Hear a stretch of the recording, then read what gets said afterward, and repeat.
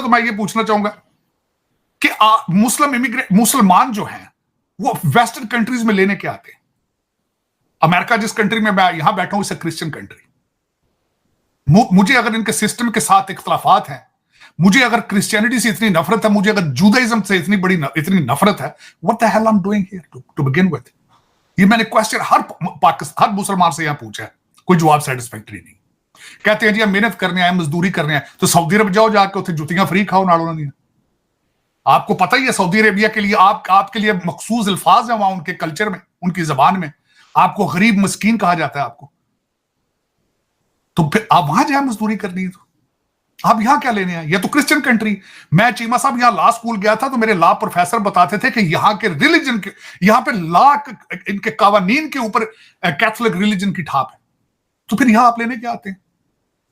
अब आपने रहना इन मुल्कों में है, लेकिन इंटीग्रेट नहीं करना। आपने बर्तानिया को बैंकरप्ट कर दिया 8-8 बच्चे पैदा करके, वहां पे काम नहीं करना आपने, इंटीग्रेट नहीं करना आपने। तो चीमा साहब उनका कसूर है कि आपका, अगर आपका कसूर है, आपने पेरिस को क्या दिया है आज तक? वहां पे मुसलमान इमिग्रेट, मेरा ये क्वेश्चन मार्क है। मेरे साथ कोई बंदा डिबेट करे, मैं ये चैलेंज करता हूं, आपकी मुस्लिम इमिग्रेशन ने दुनिया को अभी तक दिया क्या है? क्या दिया? किसी वेस्टर्न मुल्क को कुछ दिया इन्होंने? मेरा ये चैलेंज। अब वो तंग आ चुके हैं। मैंने उस बंदे की पूरी स्पीच सुनी है, वाइल्डर की, जो डच है।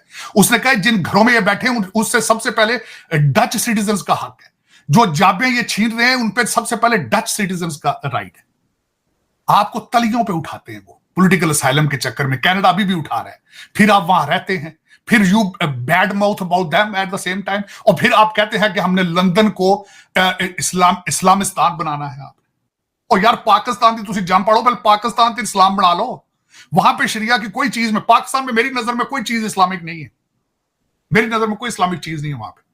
आप कहते हैं उठ के जाके लंदन को जाके आपने पूरे इंग्लैंड का नाम चेंज करना चाहते हैं आप। मैंने वो सुना है, चौधरी साहब हैं आपके, वो बहुत बड़े एक्टिविस्ट हैं। हमेशा वो कहते हैं हमने इंग्लैंड का नाम चेंज करके इस्लामिस्तान रखना है, या पता नहीं कोई इस तरह करनी बात। और यार जहां की पैदावार वहां पे तो देखो वहां हालात हैं इस्लाम के क्या है। वहां सारा मुल्क जो मुझे कल किसी ने मीम किया था, उसने कहा था अब तक इस्लामी कवानीन के मुताबिक सिर्फ सूर ही हमसे बच सका है। शराब, जना, रिश्वत, करप्शन, हर चीज हमने कर ली, सिर्फ एक चीज हमसे बची हुई है, वो सूर है। सिर्फ वो पता नहीं किस तरह बच गया है। मेरा मकसद दो दिन पता नहीं मुसलमाना की कितनी की नफरत है, लेकिन दूसरा हर काम मुसलमान कर रहे, हर काम कर रहे। तो चीमा साहब इस्लामिक इमिग्रेशन जिस तरीके की है, और दूसरा एक और बात है, चीमा साहब आपकी भी बड़ी सख्त मेहरबानी है। जितने पढ़े लिखे और ढंग के लोग हैं वो तुसी पाकिस्तान बह जाते हो, तो जिन्हें तुसी सारे जो जड़ा 8वीं फेल है उन्होंने तुसी अमेरिका भेज देते हो। उसको कहते जा वलैत पैसे कमा, चुबारा बनाना, 2 स्टोरियां बनानियां, इलेक्शन लड़ना तेरे बड़े भरा ने, तो बेटा तू जा यूनान चला जा, ग्रीस चला जा। वो फिर उत्थे जा की करदा वो? आप अब कहते हैं कि वाइल्डर उतो कढ़ने नूं फिरदा। वाइल्डर क्या करे? वाइल्डर क्या करे? चीमा साहब जर्मनी क्या करे? अब मेरा क्वेश्चन है, अब जर्मनी क्या करे? आपने दुनिया को, इस्लामिक इमिग्रेशन ने दुनिया को घुटनों पर ले आए हैं। आप घुटनों पे ले आए, माफिया मांग रही दुनिया आपसे, कहते खुदा।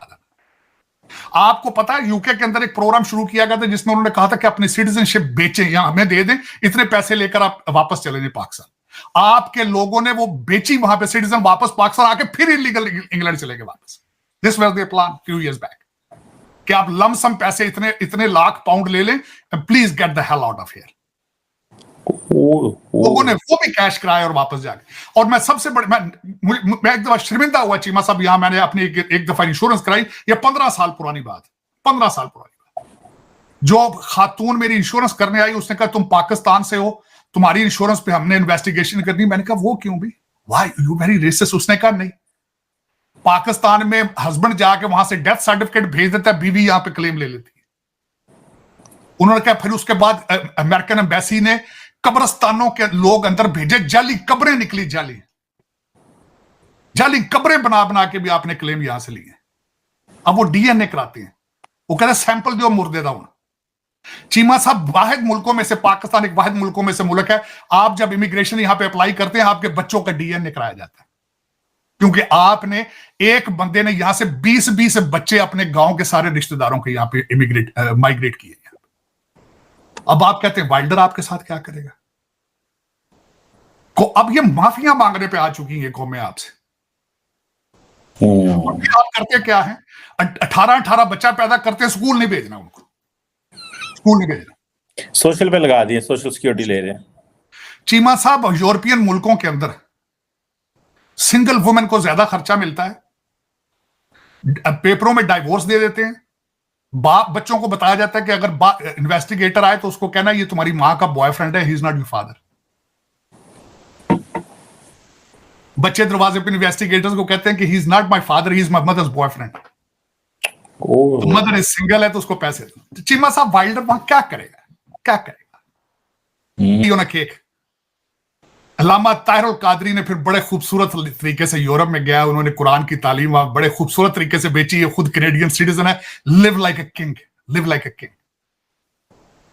देखें जरा, और मजे की बात है, सबसे बड़ी बात है, उनकी जो अभी सुना फिर दोबारा इलेक्शन में हिस्सा लेंगे पाकिस्तान में वो, और उनके फॉलोअर कौन है? आपके इलाके के लोग जो सारे यूरोप में सेटल हैं, उनके रिश्तेदार जो पाकिस्तान में रहते हैं वो सारे उनके फॉलोअर। देखें ये कौम की हालत। तो चीमा साहब, उसमें मेरा जो क्वेश्चन है यही है कि दुनिया का सेकंड बिगेस्ट रिलीजन और दुनिया का कोई ऐसा मुल्क नहीं है जहां पे जलीलो ख्वार ना हो रहे हो। आप मुझे बता दें